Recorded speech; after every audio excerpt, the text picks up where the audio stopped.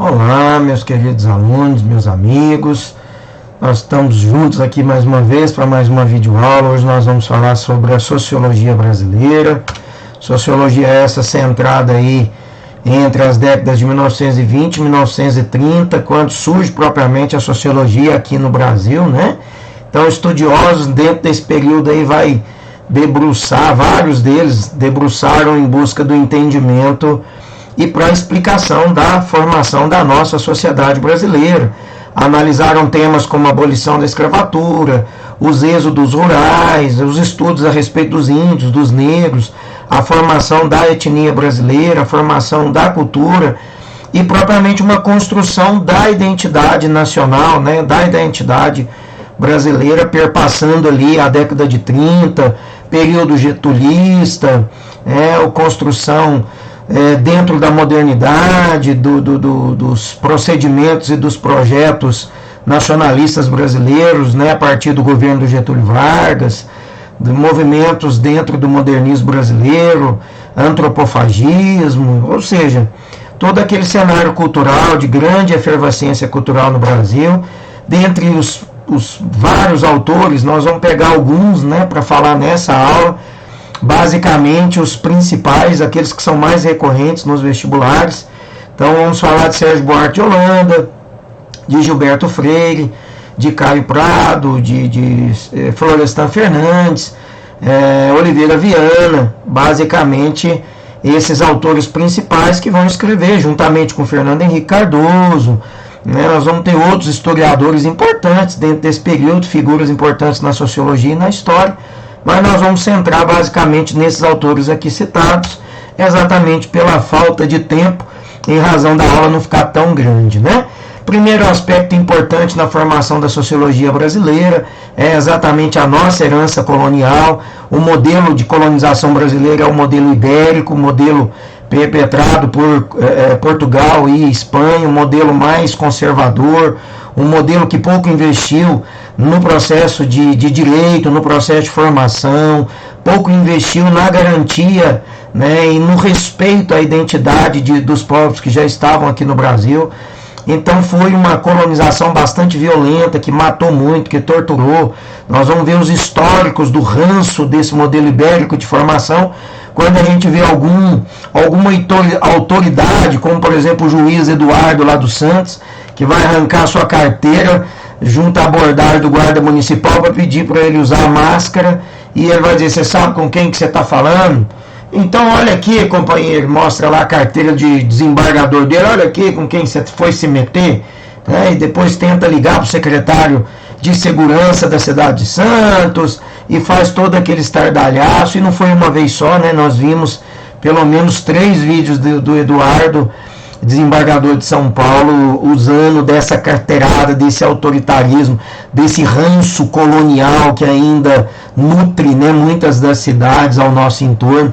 Muita gente ainda utiliza desse prestígio, do nome de família, do saudosismo, né, do nome de família, do tradicionalismo em razão do cargo, da importância, para poder se dar bem, para poder sair na frente, para poder proteger seus amigos e para poder perseguir os seus opositores. Isso é muito comum no Brasil, infelizmente, e nós vamos ver isso retratado nessas obras que nós vamos tratar nesse vídeo, né?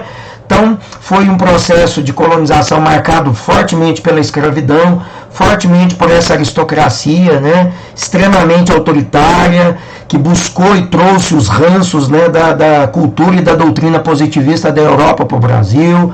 E aqui usou muito do discurso racial, usou muito do discurso de superioridade de raça para poder impor um modelo bastante autoritário, um modelo que utilizava, né, de todas as benesses para essa aristocracia conservadora, dona do latifúndio, que se beneficiou em razão de políticas, que se beneficiou em razão de delegados, de juízes, né, de políticos, de prefeitos que davam guarida a esse discurso, a superproteção para o autoritarismo dessas grandes aristocracias rurais, né, em detrimento da ofensa, em detrimento da violação de direitos a esses povos mestiços, aos escravos, aos servos, aqueles que vinham, né, mesmo os primeiros imigrantes que vieram aí para suprir a mão de obra escrava dentro do ciclo aí do café, ou seja, coronelismo, voto de cabresto, violência, subserviência, perseguição,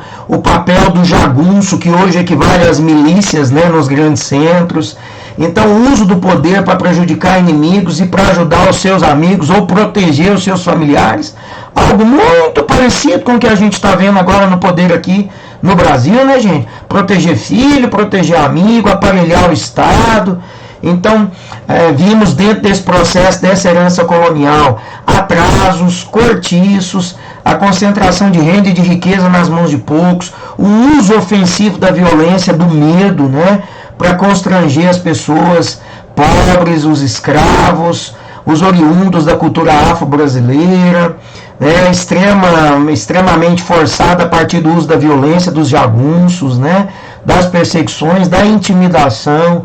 Isso foi muito frequente aqui no Brasil. E se hoje a gente gosta tanto de arrumar vídeos dos Estados Unidos, da Europa, criticando o Brasil, falando do atraso brasileiro, falando do jeitinho brasileiro, falando que o Brasil não tem jeito, é exatamente essas nações que muitos aplaudem e colocam os vídeos mostrando como que é lá para criticar o Brasil, foram exatamente essas nações que exploraram, que colocaram aqui pessoas, né, que vieram de Portugal ainda no período da colonização, 1580, 1600, trocaram a liberdade de presos, de estupradores, de criminosos em Portugal, vieram para o Brasil nesse processo de branquear a população brasileira, porque consideravam que a nossa população mestiça não era evoluída, não dava conta de administrar as nossas riquezas. E assim nós vamos ver o Oliveira Viana nesse sentido, vamos ver outros historiadores que vão citar esse ranço do positivismo que aqui para o Brasil foi trazido, e em razão de todo esse histórico, né, de exploração, de violência, de autoritarismo no qual nós somos formados, e hoje a gente fica aplaudindo exatamente aqueles que nos impuseram a esse modelo, aqueles que fizeram de nós esse histórico, né, de atraso em razão de tudo que sugaram daqui, madeira, pedras preciosas, mão de obras, metais, tudo que tiraram de nós e que hoje a gente aplaude copiosamente essas nações como se fossem os grandes modelos, aquelas que nós ainda precisamos copiar, né? Exatamente aquelas que fizeram esse ranço histórico conosco, esse atraso que tiveram conosco, esse modelo de exploração e de violência que impuseram aqui no Brasil, né? Nós estamos numa aula de sociologia, né, gente, falando exatamente da formação da sociologia brasileira, e nós não vamos ficar aqui fazendo de conta que nós estamos num conto de fadas, né? Nós temos que explicar exatamente aquilo que a doutrina aponta e aquilo que os bancos universitários revelaram, os principais historiadores, antropólogos, e revelaram ao longo desse processo histórico, né? Então, na década de 30, é que a sociologia vai adentrar aí os ensinos secundários e superior no Brasil.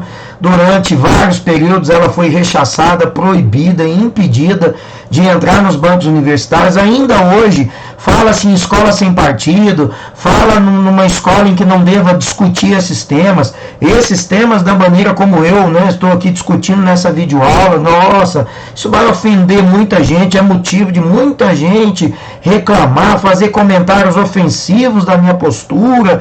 Como que eu posso falar dessa maneira? Eu estou aqui na postura de alguém que estuda isso há muitos anos, que leu todas essas obras nas quais eu estou aqui explicando, e é exatamente em razão dessa deficiência da real história brasileira, de conhecer o processo de formação histórico brasileiro, da nossa identidade, da nossa política, da nossa cultura, da nossa economia, é que muita gente ainda reproduz uma ideia falsa, é que reproduz uma ideia enganosa, nos colocando num lugar tão vil, tão baixo diante de grandiosidade daqueles que exatamente que não foram os responsáveis por esse atraso, por essa exploração, né, e que ainda estamos nela em razão da subserviência que atualmente o Brasil voltou a ter em relação ao governo dos Estados Unidos depois dessa era Trump e Bolsonaro, né? Então, alguns exemplos, né? Papel dos índios e dos indígenas e dos negros dentro dessa sociedade, o racismo histórico, esse racismo camuflado, um racismo que se difere dos Estados Unidos exatamente quando? Porque nos Estados Unidos é claro o racismo e as pessoas reconhecem ele. Aqui no Brasil, como diz o próprio Florestan Fernandes, As pessoas, né, elas têm preconceito de ter preconceito. Elas não gostam e não assumem o seu racismo, não assumem o seu preconceito. Então esse racismo velado, esse racismo institucional, que vai cometendo diversas atrocidades e que vai ali nivelando por baixo, ratificando várias ideias de colocar as condições do negro como elas estão hoje, a ponto do negro, como o João Alberto, ser espancado lá no Carrefour em Porto Alegre, e as pessoas falam, não, isso não é racismo, né? É bom lembrar que os autores, né, os 6 envolvidos naquele homicídio, foram denunciados essa semana por homicídio triplamente qualificado, que inclui inclusive o crime de racismo, né? Então a escravidão, as migrações, os êxodos, a abolição da escravatura que veio, mas não veio propriamente o processo de integração do negro à sociedade brasileira, não se investiu em educação, não se investiu em tecnologia, não criou um ambiente de infraestrutura para poder nivelar essa sociedade, diminuir a concentração de riqueza, e hoje nós estamos colhendo os ranços de vários problemas que não foram cuidados, que não foi prioridade no Brasil, que ainda não é prioridade no Brasil por boa parte de quem está no poder, por boa parte do político, né? E é exatamente por conta de tantas mazelas, de tantas desigualdades históricas, é que a gente amarga índices graves de violência, de intolerância, de preconceito, misoginia, morte de mulheres, né? O feminicídio, o aborto, o estupro, vários problemas estruturais crônicos que a gente tem no Brasil, que precisam ser enfrentados com clareza, com amadurecimento e conhecimento técnico. E ainda esses problemas não foram enfrentados, né? Então os estudos dessas obras, desses sociólogos, foram fundamentais para a gente conhecer esse histórico, para conhecer o ranço e a formação histórica do povo brasileiro, né? A formação dessa nossa identidade social, a compreensão dos graves problemas que tivemos e ainda temos no Brasil, relações dinâmicas sociais estabelecidas por hierarquia, por estamentos, né? Essas obras contribuíram então, mesmo publicadas há quase um século, né? Elas ajudam a gente a compreender esses problemas do Brasil contemporâneo. Elas são discutidas até hoje nos bancos universitários, nas escolas, no ensino médio, no Enem, faz parte da matriz curricular do ensino médio, faz parte da matriz curricular do Enem, e é por isso que a gente discute essas temáticas aqui, porque elas serão cobradas nos vestibulares, ou nas paulistas, no Enem, vestibular da UFO, nos vestibulares ali da região do Paraná, o EL, né, o EM, todas elas discutem essa temática porque elas são de fato importantes para que a gente entenda o nosso processo histórico e por que hoje a gente vive imerso a tantos problemas graves que a sociedade ainda tem que enfrentar. O primeiro dos principais autores está aí, o Gilberto Freire, 1900-1987. O Gilberto Freire fala de um tema bastante importante, que é o tema da democracia racial no Brasil. Ele escreve, né, 2 livros, mas o principal que nós vamos tratar nessa aula de hoje é Casa Grande Senzala, publicado em 1933.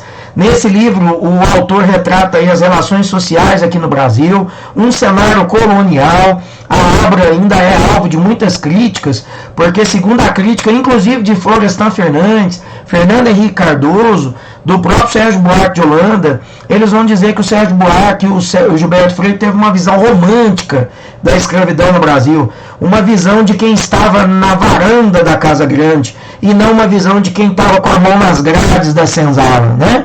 É exatamente essa a principal crítica que o Gilberto Freire vai passar. Essa obra vai analisar o Brasil sob um ponto de vista diferente, né? Considerado até o momento. Ele vai falar das relações cotidianas, a partir dos elementos culturais que o Brasil teve e manteve. Ele vai falar que aqui no Brasil nós tivemos e temos uma democracia racial em razão dessa mistura, dessa miscigenação, né, da troca, da transculturação que levou cada um a herdar um pouquinho das heranças múltiplas culturais nos vários grupos que aqui estavam. Vai falar como que nós assimilamos a feijoada, o feijão tropeiro, a farinha de mandioca, a vaca atolada no nosso prato, na nossa culinária, né? Vai falar como que o sincretismo, os cultos afro-brasileiros também influenciaram a religiosidade aqui no Brasil. Então ele tem de fato uma visão da democracia racial. Ele vai falar ali dentro do contexto da vida sexual no patriarcalismo brasileiro, que grande parte dos jovens, né, dessa elite brasileira iniciaram a sua vida sexual com as escravas, com as meninas, né, escravas. Vai falar do papel da mãe, né, de leite, que amamentavam as filhas, né, e os filhos dos senhores da casa grande. E é exatamente aí que tem várias polêmicas, gente, porque muitos sabem, a história revela que essas negras, né, essas mães de leite, assim que elas davam à luz, elas eram tiradas da proximidade de seus filhos, levadas para a casa grande exatamente para amamentar, para dar leite para os filhos do senhor da casa grande, entre aspas, me desculpe a expressão, como se fosse uma nítida, né, vaca leiteira, né, para amamentar os filhos da casa grande, deixando de amamentar o próprio filho dentro da senzala. Então isso é um crime que aconteceu e foi perpetrado aqui no Brasil durante o período de escravidão, e é exatamente por isso que a obra do Gilberto Freire muitas vezes é alvo dessa crítica, né?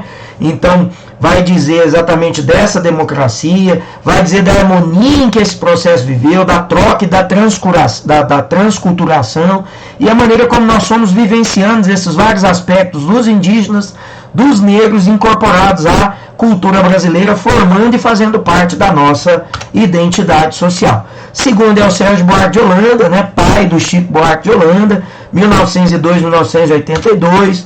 O Sérgio Buarque de Holanda vai falar de dois temas também muito importantes: a cordialidade do brasileiro e o mito da democracia racial, né? O Sérgio Buarque vai destacar então na sociologia dele, dentro do livro Raízes do Brasil, obra que foi publicada em 1936, ele vai falar aí buscar, né, nas heranças históricas do Brasil colonial, as origens dos vários problemas nacionais que ainda hoje nós temos que enfrentar.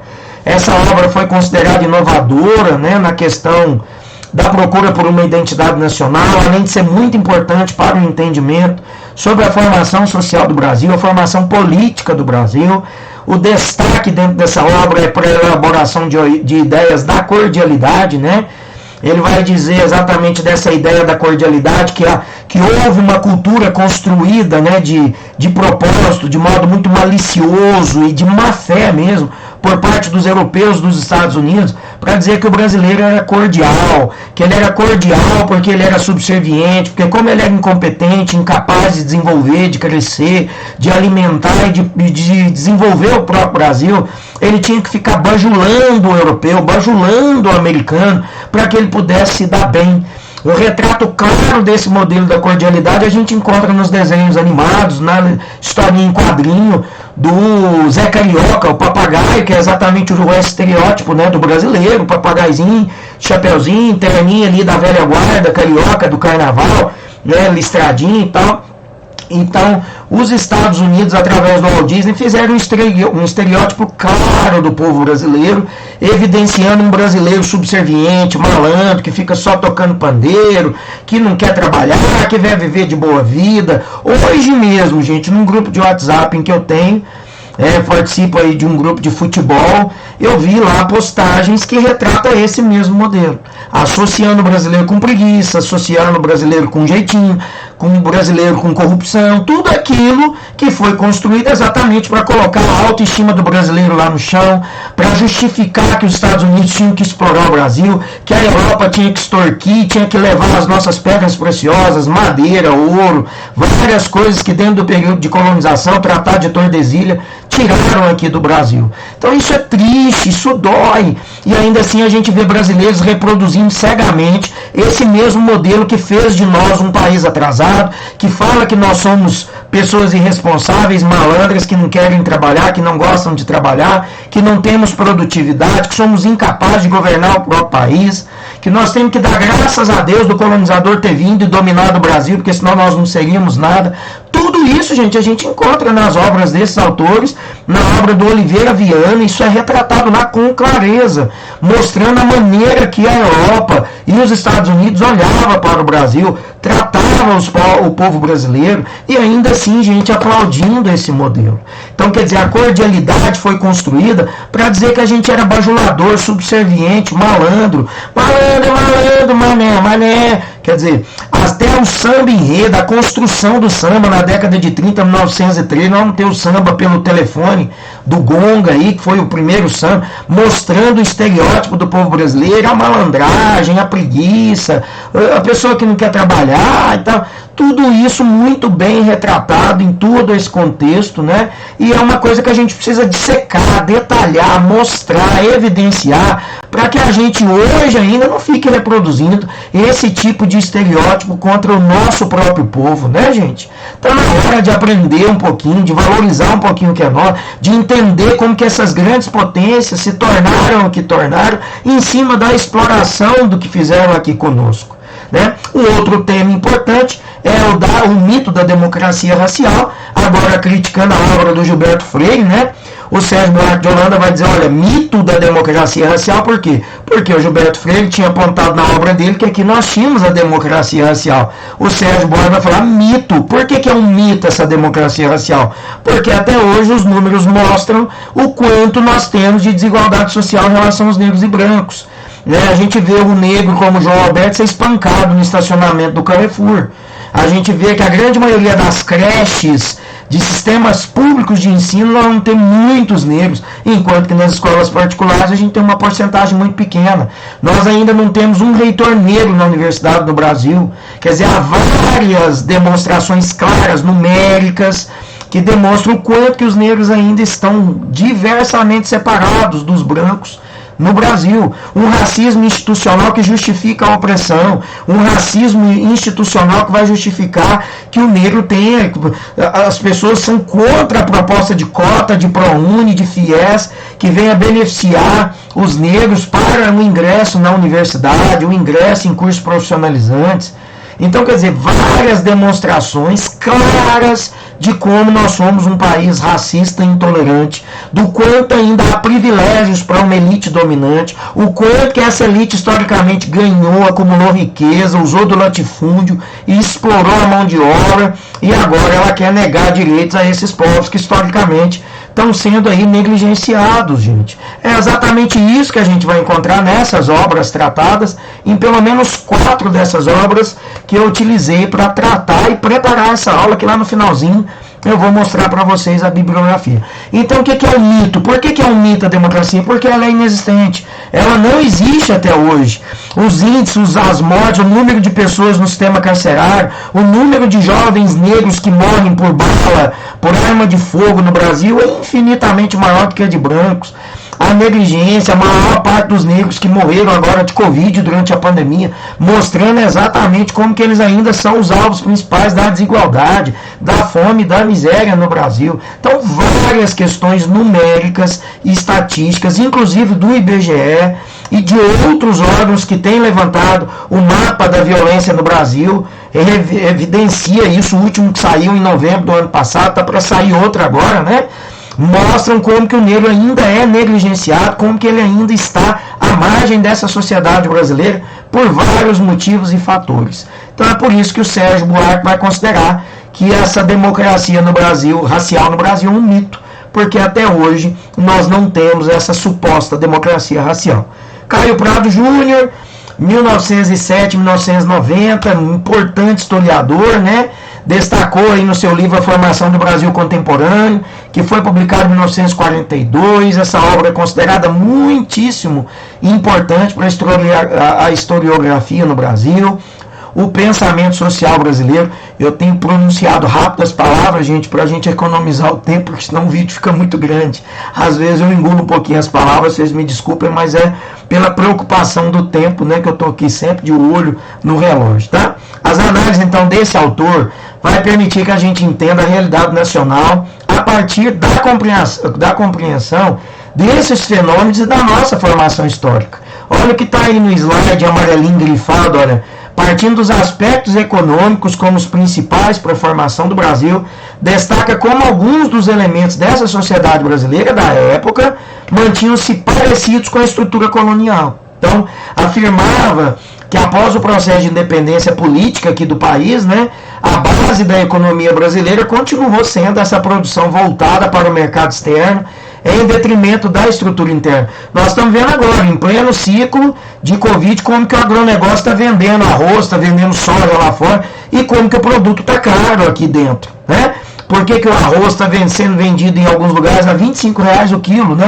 O pacote de 25 quilos, o óleo a R$10, em alguns lugares 12. Por que subiu tanto? Exatamente porque o agronegócio, aproveitando a alta do dólar, está vendendo lá para fora mais caro, e aí para colocar o produto aqui interno, ele vai vender pelo preço do dólar que ele está vendendo lá fora, porque ele não quer perder, né? É exatamente isso, não tem nada a ver com quem ficou em casa, não tem nada a ver com isolamento social, isso é só uma conversa fiada por parte do governo para deixar de falar exatamente daquilo que é o papel do governo federal, né, nesse papel de promover a riqueza, de garantir o pequeno e médio negócio, fatores que ele não fez, exatamente resultou em tantos prejuízos aqui para o Brasil. Isso está escrito em tudo quanto é jornal econômico, revista econômica, e até mesmo os grandes economistas com característica neoliberal, Armínio Fraga, por exemplo, tem criticado a postura do governo, exatamente nesse sentido, de não promover aquilo que era papel do governo, que era papel de manter a pequena e média empresa, de promover a pequena e média agricultura rural, que era quem garantia a produção interna, né, para o nosso país, e isso também não foi feito, tá? Então afirmava aí essa independência, ele possibilitou a gente ter uma visão dessa formação das origens nossas coloniais, o legado, né, do processo de colonização e a constituição da nossa nação. O Caio Prado Júnior vai falar do nosso atraso, vai falar da maneira como esse grande latifúndio, essa, vamos dizer assim, essa aristocracia conservadora manteve seus privilégios através da eleição, através de leis, através de um processo de elaboração de normas que sempre garantiram os privilégios dessa elite colonial, desse grande mantenedor dos latifúndios, em detrimento dos pobres, em detrimento dos escravos, dos mestiços e da classe média baixa no Brasil, que foi cada vez mais sucateada. Isso está no livro do Caio Prado Júnior, é importante que a gente possa ler e entender, interpretar e fazer uma análise com a realidade que a gente vive hoje, né?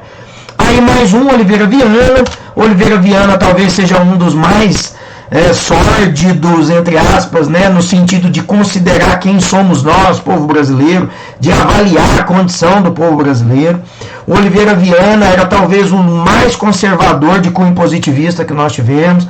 Ele vai cultivar a ideia de superioridade racial da Europa, do americano, e dizer que aqui no Brasil nós éramos incompetentes exatamente por sermos um povo mestiço, né? Ele tenta fazer uma síntese positivista aí, né, conciliando os extremos aqui no Brasil, como brancos e negros, superiores e inferiores, poder e povo. Ele retrata, então, toda uma autorização, entre aspas, para que essa elite dominante, sobretudo europeia, pudesse fazer o que bem entendesse aqui no Brasil. Exatamente porque o povo brasileiro era vil, era pequeno, era baixo, era incompetente, não era civilizado, né? Oliveira Viana foi muito duro com o povo brasileiro ao analisar esse processo de formação da nossa sociedade e, sobretudo, a evolução dessa sociedade política brasileira, né? Para ele, os brasileiros foram resultado de uma miscigenação, sendo inferiores, está claro, está na obra dele, incapazes de se autorrealizarem, dependentes do domínio externo. Tinha que dar graças a Deus, segundo ele, tinha que dar graças a Deus ao europeu, graças a Deus ao americano que nos colonizaram, tinha que dar graças a Deus a tanta atrocidade que eles fizeram conosco, porque foram através deles que o Brasil desenvolveu um pouco. Isso era a ideia do Oliveira Viana, para ver o nível de conservadorismo e de preconceito que o Oliveira Viana carregava, né, gente? Segundo ele, a nossa história é de pastores, sempre fomos educados para a obediência, somente a aristocracia rural é quem poderia transformar o país, colocando o Brasil à altura das grandes potências. Olha, ele está ratificando o latifúndio, ele está ratificando o latifúndio conservador, ele está dizendo que é autorizado as grandes elites de ganharem e dominarem, porque elas é que iam fazer o Brasil desenvolver, o que nunca aconteceu, né, gente? O liberalismo e a vida partidária, né, tem raiz nesses clãs feudais, nessas grandes aristocracias, na ideia do coronelismo aqui no Brasil, né, definidos então essas grandes aristocracias como puras organizações rurais, voltadas, né, para a defesa pessoal de seus membros, para o interesse da sua família, para o interesse desse grupo que é a favor aristocracia no poder, né, dominante. Essa motivação, então, privativista teria sido a força íntima, inspiradora, né, dos atos eleitorais aqui no Brasil, das organizações privadas, das funções políticas desenvolvidas. Isso prevaleceu por muito tempo, os interesses privados prevalecem até hoje, né, gente? Dentro do poder, da vida, das relações comerciais, industriais, né, dentro do próprio negócio, da agricultura, da pecuária, de um circuito aí de transmissões desses níveis nacionais, né, que nós temos aqui no Brasil. Depois, então, transpôs essa tese para a sociedade humana, concluindo, então, que os mais fortes seriam aqueles que subjugavam, né, que subjugam, colonizam, dominam, porque detêm uma técnica. São os arianos, né, são os brancos, são superiores ao modelo daquilo que defendeu Hitler, né, no nazismo. Fundamentando as suas ideias, Oliveira Viana admite um profundo racismo, né, que comunga com o Silvio Romero, Caprichiano de Abreu, né, concordando com as suas ideias do branqueamento da população, que tinha que trazer brancos para o Brasil para poder miscigenar, para poder procriar junto aqui com mestiças, né, negras e índias, para que o Brasil pudesse, a médio e longo prazo, evoluir, né, com uma população mais branca, porque essa população mestiça só representava o atraso, só representava a violência, né? Então, claramente uma postura racista, né, gente? Oliveira Viana buscava a mudança social, tão pertinente, né, a quem se dedica ao estudo do contexto histórico. Para ele, essa mudança viria com o liberalismo. Ele considerou, né, ele considerou o liberalismo inadequado exatamente pela pouca capacidade intelectual, né, do brasileiro, em razão dos povos mestiços, e é por isso que ele vai dizer que a alternativa era essa via autoritária, né, do latifúndio autoritário, do conservadorismo, de colocar o poder nas mãos dos coronéis, né, da grande elite aristocrática, era ela que tinha que governar com punhos de ferro, criar mesmo um modelo bastante autoritário, né, usando do jagunço, usando o voto de cabresto, usando da persuasão, da violência, da exploração. Na visão do Oliveira Viana, era assim que o Brasil poderia, de fato, crescer e se desenvolver. E aí o Florestan Fernandes, o último desses nossos principais autores que nós vamos tratar, o Florestan Fernandes, ele vai afirmar que a burguesia no Brasil, ela surgiu como estamento e não como classe, né? Exatamente estamento, porque tem uma noção de prioridade e hierarquia. Nasceu no estamento X, já tem N vantagens, né, gente? Ele então estabeleceu como agente econômico, se estabeleceu aí esse estamento, essa burguesia. Ela foi um agente econômico privilegiado, ela perpetuou os antigos regimes, os antigos modelos, os privilégios econômicos. Apesar da burguesia ter se consolidado economicamente, não quer dizer que os latifúndios perderam o papel e o poder deles, né? Pelo contrário, ele vai avaliar que a modernização brasileira foi conservadora, assim como o Oliveira Viana já tinha pregado, já tinha falado que tinha que ser conservadora, né? Por quê? Porque veio uma modernização para o Brasil por meio de instituições burocráticas, de indústrias, de trabalho assalariado, muito pequeno salário, de uma estrutura urbana que pouco investiu em educação, né, de poucas medidas para criar mecanismos de inclusão, de desenvolvimento, pouco se investiu em infraestrutura, manteve as velhas tradições e os privilégios dessa elite conservadora, de quem já tinha dinheiro, dos grandes donos de propriedades rurais, né? Mesmo industrial, a burguesia industrial também manteve privilégio, também usou da exploração da classe trabalhadora, também usou do negro, do mestiço, pagou pouco salário, um trabalho na condição análoga de escravo, mesmo nas indústrias. Tudo isso o Florestan Fernandes vai avaliar, né? Então, em outras palavras, o autor vai destacar, então, que não houve, de fato, mudanças radicais na estrutura social, política e econômica do Brasil.